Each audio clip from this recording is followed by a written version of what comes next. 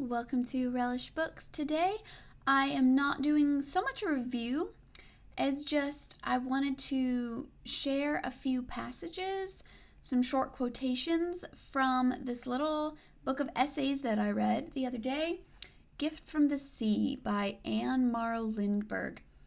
She is an amazing writer, which I knew before. I remember reading something by her. I think it was just like an essay, because that's primarily what she wrote.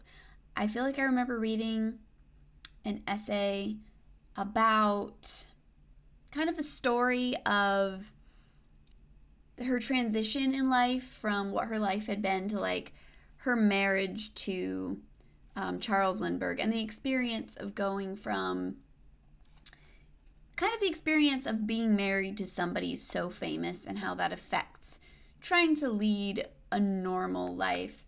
So I'd read that in whatever it was. I don't remember where I read it or what it was called, but her writing was really good, but it was nothing to compare to this. This is honestly one of the most beautiful things I have read in a long time. Not just in what she's saying, which is deeply, deeply profound, but in the writing as well. She is a stunning writer in her ability to clearly and simply put forward her thoughts. That's such a hard thing to do, and you have the sense reading it, at least I did, and I'm sure other people have.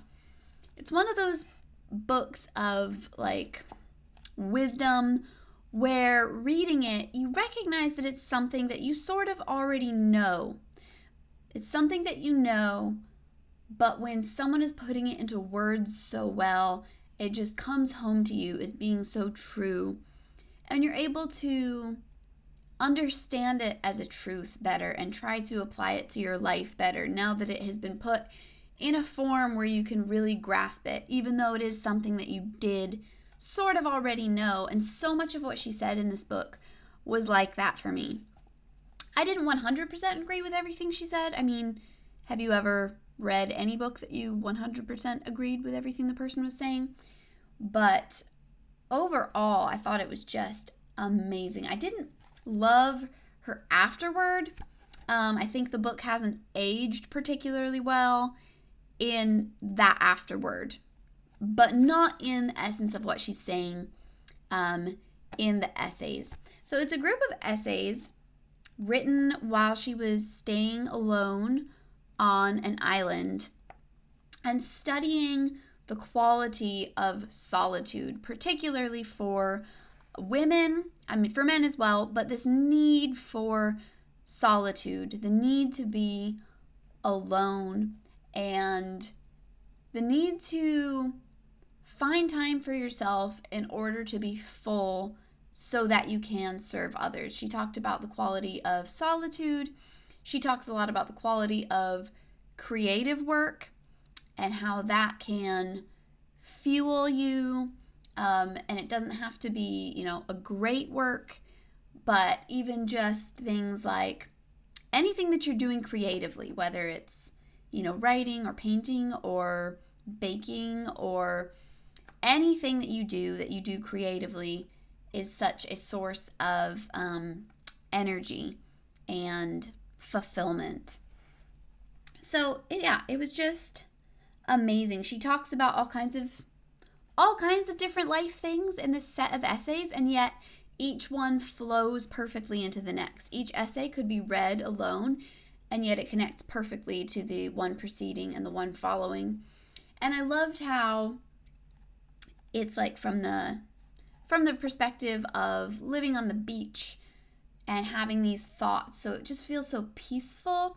And also each chapter is a different seashell and the different qualities of these different seashells that she's comparing to different aspects of life, particularly the different phases and cycles of life. And so it's just stunningly beautiful. Highly recommend it. Honestly, every page pretty much feels astounding. Like it should be a quotation on a wall. So I can't read all of them, but I thought I would do something a little different and just share some of these with you. Passages that like spoke particularly to me. It's kind of hard to pick up in the middle because all of these thoughts are like running one into the other. So it's a little disconnected, but I thought I'd just share a couple quotes. She talks a lot about something that I loved that she talks about a lot and is going to be in these quotes is the idea of living in the present and loving the present and things being valid and meaningful even if they don't last, and embracing change, but not necessarily like looking forward to it, but just living in the moment and appreciating the beauty of now, particularly in phases of life and in relationships. I love everything that she says about marriage, was wonderful, but also about embracing middle age, embracing the different areas of life. And I haven't reached middle age yet, but just the way that she wrote about it was very beautiful, and I felt like I could connect to it even without having really experienced that yet. Anyway, here are a few little segments from this book for you to appreciate. Beautiful, fragile, fleeting, the sunrise shell, but not for all that illusory. Because it is not lasting, let us not fall into the cynic's trap and call it an illusion. Duration is not a test of true or false. The day of the dragonfly or the night of the Saturnid moth is not invalid simply because the phase in its life cycle is brief. Validity need have no relation to time, to duration, to continuity. It is on another plane, judged by other standards. It relates to the actual moment in time and place, and what is actual only for one time and only for one place.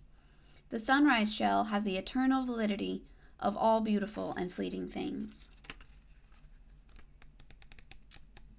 Okay, these next two little passages are talking more about relationships and just thoughts about relationships that I thought were really profound.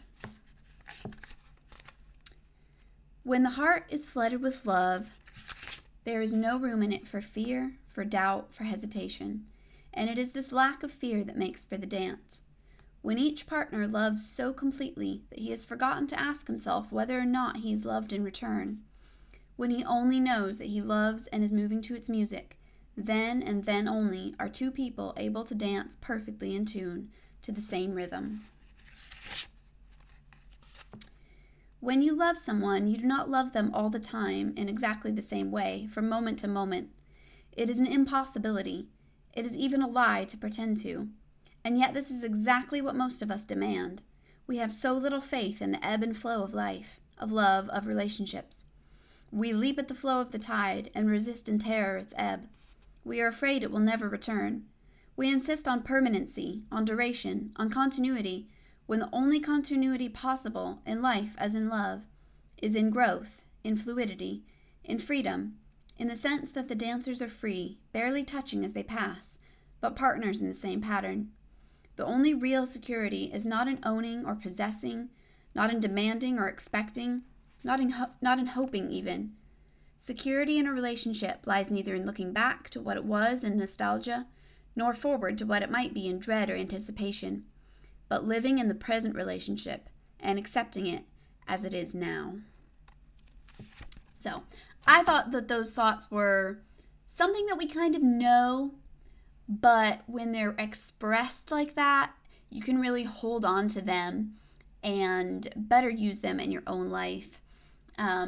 I love everything that she says about the different phases of relationships, of the foolishness of wanting to hold on to the spring of love, and instead of embracing the coming of summer, so to speak, just the different phases in life and the different importances of them. But yeah, she talks a lot about all kinds of wonderful things.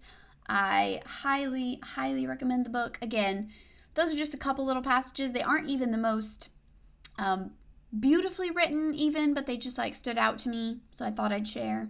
But if you have not read this, definitely read it. It's wonderful. She's speaking largely to women, but men can definitely appreciate it and gain from it as well. So yeah, those are some thoughts and wise words from Anne Morrow Lindergh and her book Gift from the Sea. Thanks so much for watching. I will see you next time. Bye.